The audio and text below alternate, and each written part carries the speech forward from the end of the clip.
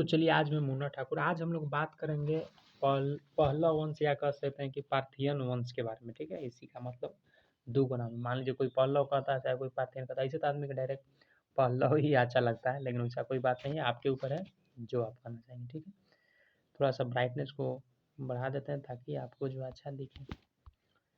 चलिए आज बात करेंगे पहलव वंश के बारे में। ठीक है, अगर पिछल का लेक्चर नहीं देखे होंगे तो प्रयास कीजिएगा पिछल का लेक्चर भी देखते रहिएगा, ताकि आपका मान लीजिए इधर से मतलब पीछे से भी जो है आपको कवर होता जाएगा। ठीक है, तो आज बात करेंगे पहलव वंश के बारे में। ज़्यादा नहीं, सिर्फ 5 या 6 मिनट का टाइम लगेगा, उसमें जो हम लोग का ये टॉपिक कंप्लीट हो जाए। ये छोटा ही है, ज़्यादा टेंशन नहीं लेना है। ठीक है, तो चलिए बात करते हैं। कह रहा है कि मौर्योत्तर काल के बाद क्या हुआ कि भारत पर जो है आक्रमण करने वाला जो है तीसरा पार्थियन या पल्लव थे, मतलब ये तीसरा थे। हम लोग नहीं पढ़े थे आई एस पी के, तो आई से हो गया था इंडो ग्रीक, एस से हो गया था स का, पी से हो गया था पल्लव। तो पल्लव हम लोग पढ़ रहे थे, क्या है तीसरा ही था। ठीक है, तो ये जो है मौर्योत्तर काल के बाद जो है भारत पर मतलब आक्रमण करने वाला जो है तीसरा मतलब कह सकते हैं वंश था या शासक कह सकते हैं। ठीक है, तो पता चल गया पल्लव कौन सा मतलब शासक थे, या मतलब कह सकते हैं कौन सा मतलब आक्रमण करने वाला भाग थे, तो तीसरा थे। ठीक है, तो अगला यहाँ से पॉइंट आता है कि जैसे ये जो थे ईरान कह सकते हैं या फारस कह सकते हैं या फर्सियन के थे, मतलब जो पहलव वंश थे ये सब कहाँ के थे, ईरान के थे। ठीक है, या कह सकते हैं फर्सिया के थे।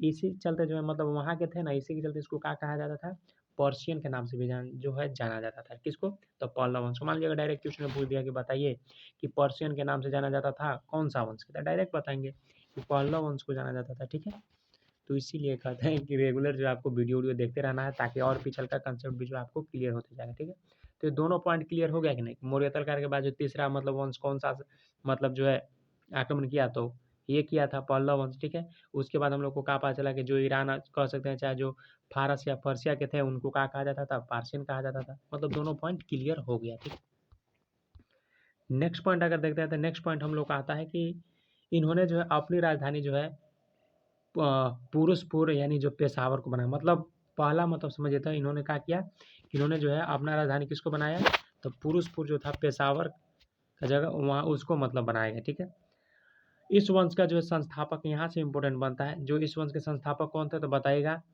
मिथ्रेडेटस। यहाँ से इम्पोर्टेंट क्वेश्चन बनता है कि इस वंश का मतलब कौन सा वंश, पल्लव वंश। पल्लव वंश का संस्थापन कौन था, तो मिथ्रेडेटस। याद रखिएगा, इंपॉर्टेंट क्वेश्चन बनता है, डायरेक्ट पूछ देगा बताइए पल्लव वंश का संस्थापक कौन, 4 गो ऑप्शन। तो हम लोग तो मान लीजिए पढ़ लिए ना, तो डायरेक्ट टिक मार देंगे कि मिथ्रेडेटस। जो मिथ्रेडेटस था वो क्या था, तो इस वंश का मतलब संस्थापक था पल्लव वंश का। ठीक है, अगला क्वेश्चन आता है कि इस वंश का जो है सबसे योग्य शासक, मतलब जो पल्लव वंश था। मान लीजिए शासकों में तो शासक में भी तो होता है, कोई पहलवान होता है, कोई कमजोर होता है, क्या होता है। ठीक है, तो इस वंश का जो सबसे योग्य शासक कौन था, मतलब जो होना चाहिए शासक टाइप से, तो कौन था, तो बताएंगे गोंदो फर्निस।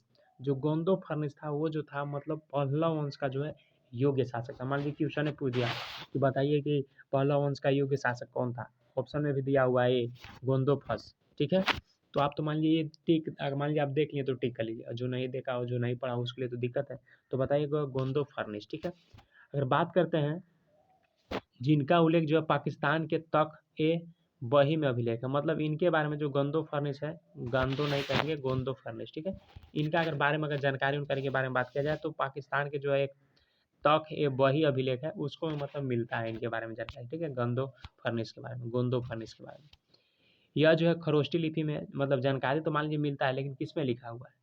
ठीक है, मान लिया अभिलेख में, लेकिन ये किस में, तो खरोष्टी लिपि में मतलब लिखा हुआ है। ठीक है, इनके समय में क्या हुआ कि पुर्तगाल का जो है ईसाई धर्म प्रचारक सेंट थॉमस जो है भारत में आया था। मतलब इन्हीं के समय में, किसके समय में, तो जो नहीं अभी हम लोग बात किए जो पल्लव वंश का जो मतलब योग्य शासक था कौन, गोंदो फर्निस, इसी के समय में आता है कौन, तो सेंट थॉमस। अभी देखते होंगे कि आप लोग मतलब अधिकतर स्कूल जो होता है सब सेंट थॉमस, सेंट जेवियर ऐसे वैसे करके नाम मतलब रहता है। तो मतलब इससे मतलब अधिकतर जो है ये सब ईसाई धर्म का ही मतलब रहता है। ठीक है, और अगर बात किया जाए तो मान लीजिए पढ़ाई वढ़ाई शिक्षा के मामले में ईसाई धर्म वाले लोग बहुत बेस्ट होते हैं। ठीक है, तो इन्हीं के समय में आया था जो गोंदो फर्निस्ट है, उन्हीं के समय में कौन आया था, तो सेंट थॉमस आया था।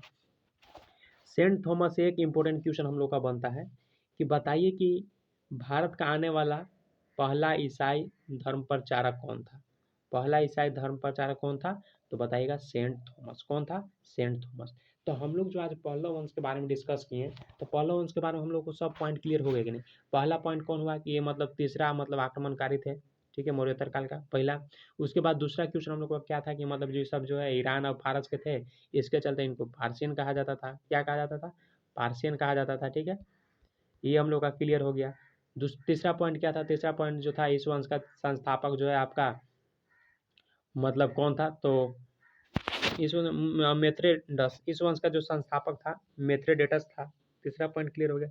और योग्य शासक पूछेगा तो गोंदो फर्निस था, ठीक है। जो इसका लेखक जो अभिलेख जो था तक है बही का जो अभिलेख मिला था, उसमें मतलब इनके बारे में जानकारी मिलता है, जो खोष्टी लिपि में था, ठीक है। उसके बाद सेंट थॉमस आता है इन्हीं के शासनकाल में। और क्या होता है कि मतलब वो क्वेश्चन यहाँ से बनता है कि बताइए भारत का पहला ईसाई धर्म प्रचारक कौन था? तो सेंट थॉमस था।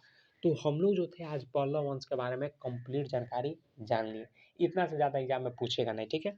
और नेक्स्ट लेक्चर जो रहेगा हम लोग का कुषाण वंश तो रहेगा, साथ में जो हम लोग जैसे एगो सीरीज चलाए हुए अल्टरनेट टाइप से, जैसे मान लीजिए आज हिस्ट्री चलाएं, ठीक है। तो कल रहेगा क्वेश्चन आंसर जो एसएससी में पूछा गया वो, ठीक है। एसएससी का जितना भी एग्जाम होता है उसके अंदर उसके बारे में, ठीक है। तो हम लोग कल देखते हैं उसी के बारे में, और उसके बाद फिर कुषाण वंश। तो ऐसा ही मतलब हम लोग आगे बढ़ते जाएंगे। तो आपसे एक ही रिक्वेस्ट है, अगर चैनल पर नए हो तो सब्सक्राइब कर लीजिएगा। देखिए एक सब्सक्राइबर से जो है थोड़ा सा मोटिवेशन मिलता है, अगला वीडियो बनाने में और अच्छा लगता है, ठीक है। और लाइक तो करना ही है, साथ में कमेंट वमेंट छोड़ दीजिएगा कि कैसा लगा वीडियो, ताकि मान लीजिए कुछ गलती होगा तो हम अपना सुधार सकते हैं, ठीक है। तो मिलते हैं एक फ्रेश वीडियो में। Thank you so much.